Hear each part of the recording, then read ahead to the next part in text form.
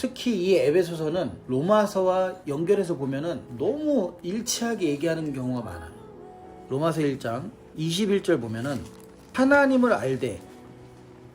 알되라는 말은 하나님을 경험으로 아는 사람들을 말해요. 그러니까 믿는 자들이죠. 하나님으로 알되 하나님으로 영화롭게도 아니하며 감사치도 아니하며, 오히려 보세요. 여기서는 그 번역을 잘했죠. 그 생각이 허망하여지며 오히려 미련한 마음이 어두워졌나니. 여기서 마음은 칼디예요. 우리 다시 그 생각이 허망해지고 그 마음이 어두워졌다라고 말하죠.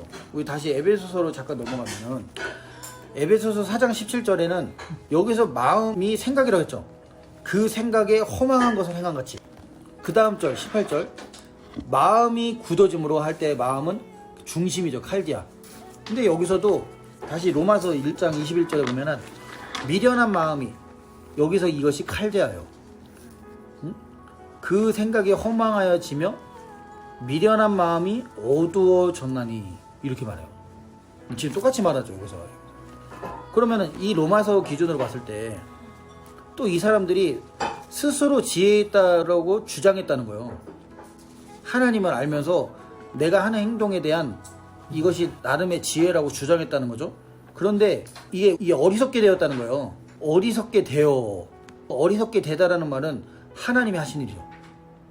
보세요. 스스로 지혜 있다 하나 어리석게 돼요. 고린도전서 보면은 이렇게 말씀해요. 우리 고린도전서 1장 19절 보면은 19절 20절 보면은 이렇게 말씀하죠. 기록된 바 내가 지혜 있는 자들의 지혜를 멸하고 총명한 자들의 총명을 폐하리라 하였으니 지혜로운 자가 어디 있느냐, 선비가 어디 있느냐, 이 세대의 변사가 어디 있느냐, 하나님이 이 세상의 지혜를 어리석게 하신 것이 아니냐. 그죠? 지금 이것이 또 똑같이 얘기하죠. 그러니까 우준하게 되었다는 것은 이게 하나님이 하신 일이에요.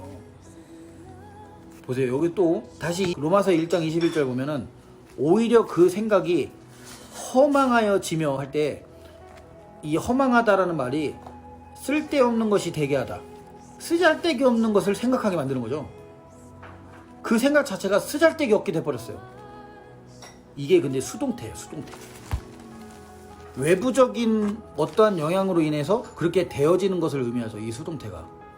그러니까 생각이 쓰잘데기 없는 것이 돼버렸어요.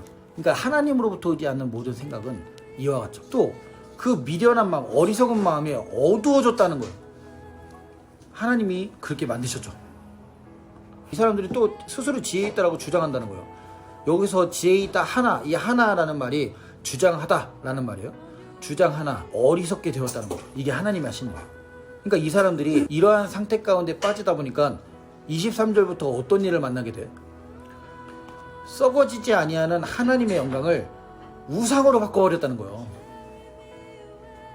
이게 뭘까요? 이게 하나님의 영광을 썩어질 사람과 썩어질 짐승과 썩어질 곤충, 이런 형상의 우상으로 바꿔버렸다는 거예요. 보세요. 21절 첫 번에 이 사람들은 어떤 사람들이에요? 하나님을 아는 사람들이에요. 경험으로 아는 사람들. 근데 이들이 하나님을 우상으로 바꿨다는 거예요. 이게 어떤 내용일까? 자기 하나님이죠. 자기가 만든 하나님. 내가 만든 하나님.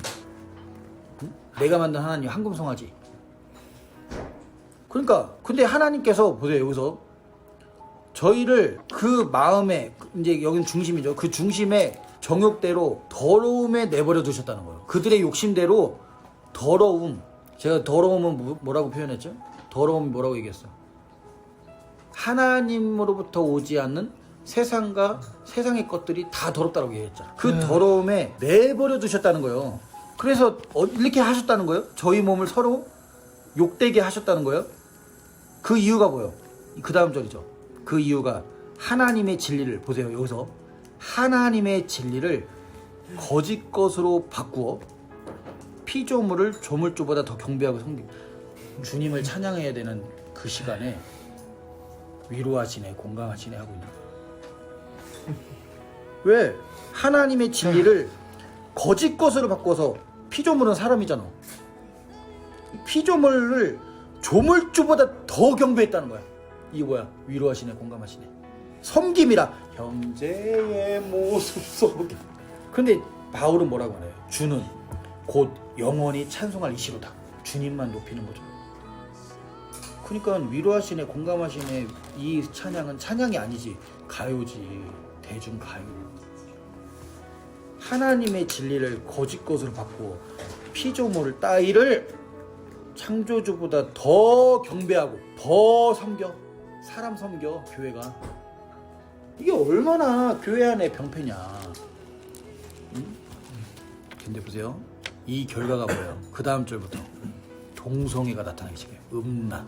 이 동성애를 말했다는 것은 모든 음란에 관한 모든 것을 포함하고 있는 거예요.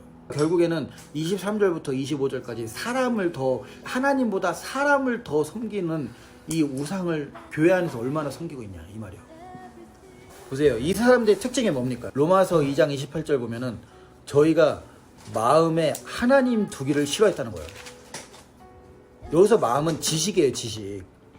근데 이제 지식이라기보다 이제 나눠주는 지식이라고 되어 있죠, 여기.